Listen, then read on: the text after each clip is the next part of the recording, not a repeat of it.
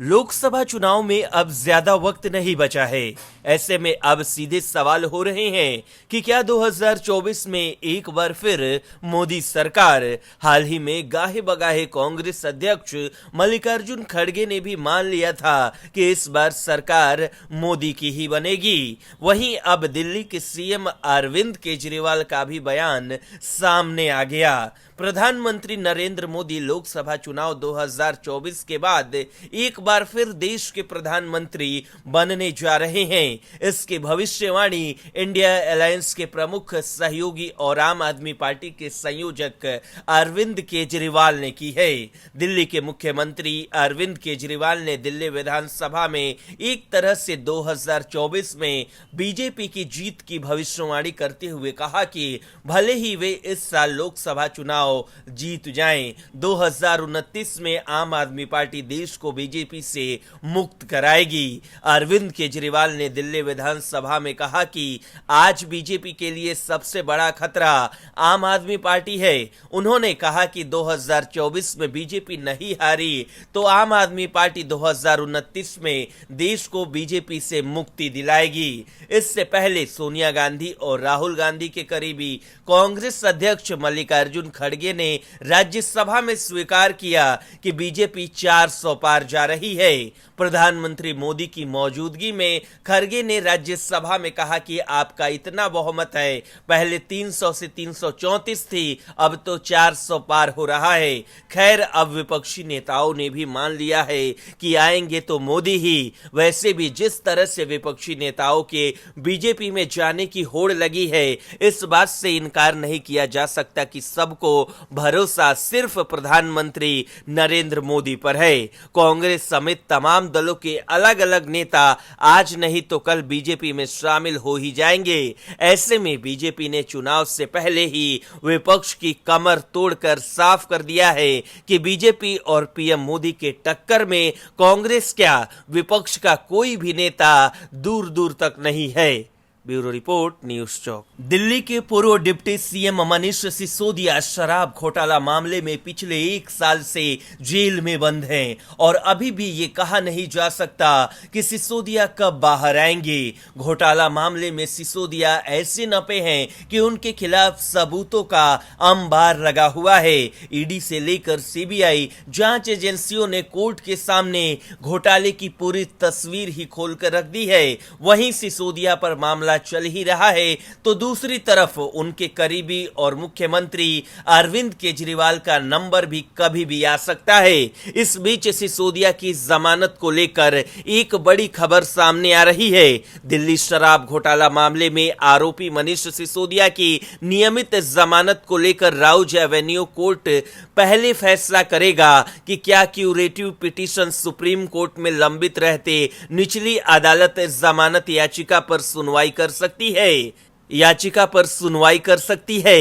इस मुद्दे पर राउज एवेन्यू कोर्ट 21 फरवरी को फैसला सुनाएगा। कोर्ट तय करेगा कि क्या क्यूरेटिव पिटीशन लंबित रहने के दौरान जमानत पर सुनवाई की जा सकती है।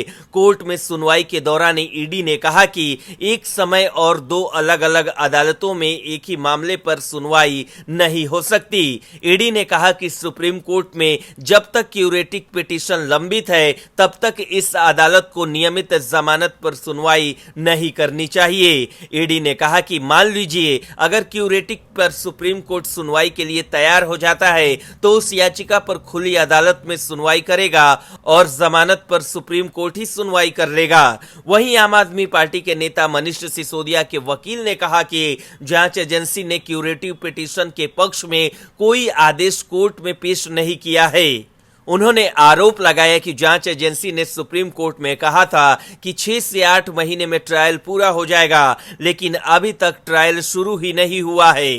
कोर्ट ने आप सांसद संजय सिंह और पूर्व डिप्टी सीएम मनीष सिसोदिया की न्यायिक हिरासत 28 फरवरी तक बढ़ा दी। इससे पहले दिल्ली की एक कोर्ट ने आम आदमी पार्टी के नेता मनीष सिसोदिया को 3 दिन की अंतरिम जमानत दी थी। उन्हें अपनी भतीजी की शादी में शामिल होने के लिए जमानत मिली थी।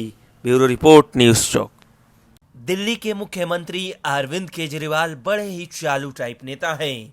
केजरीवाल बात बदलने में मास्टर हैं। इस बार केजरीवाल शराब घोटाले में फंसे हैं, लेकिन कोर्ट और ईडी के सामने पेश नहीं होने के लिए वो नया नया बहाना ढूंढते रहते हैं। दरअसल शराब घोटाला में फंसे केजरीवाल ईडी के 6 समन को दरकिनार कर चुके हैं। इसके बाद उन्हें कोर्ट में पेश होना था, लेकिन यहां भी केजरीवाल वीसी के जरिए पेश हुए और अरविंद केजरीवाल ने कोर्ट को बताया कि विधानसभा में विश्वास मत प्रस्ताव पर बहस है।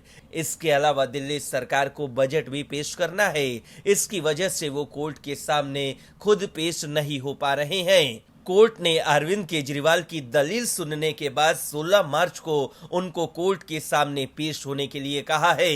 अरविंद केजरीवाल के खिलाफ ईडी ने कोर्ट का रुख किया था। केजरीवाल लगातार ईडी के समन को न मानते हुए जांच एजेंसी के सामने पेश नहीं हो रहे हैं। जांच एजेंसी को अरविंद केजरीवाल से दिल्ली के कथित शराब घोटाला मामले में पूछताछ करनी है। शराब घोटाला मामले में अरविंद केजरीवाल की सरकार में डिप्टी सीएम रहे मनीष सिसोदिया और आम आदमी पार्टी के राज्यसभा सांसद संजय सिंह को ईडी पहले ही गिरफ्तार कर जेल भेज चुकी है। हालांकि आम आदमी पार्टी और अरविंद केजरीवाल का लगातार कहना है कि दिल्ली सरकार में कोई शराब घोटाला नहीं हुआ।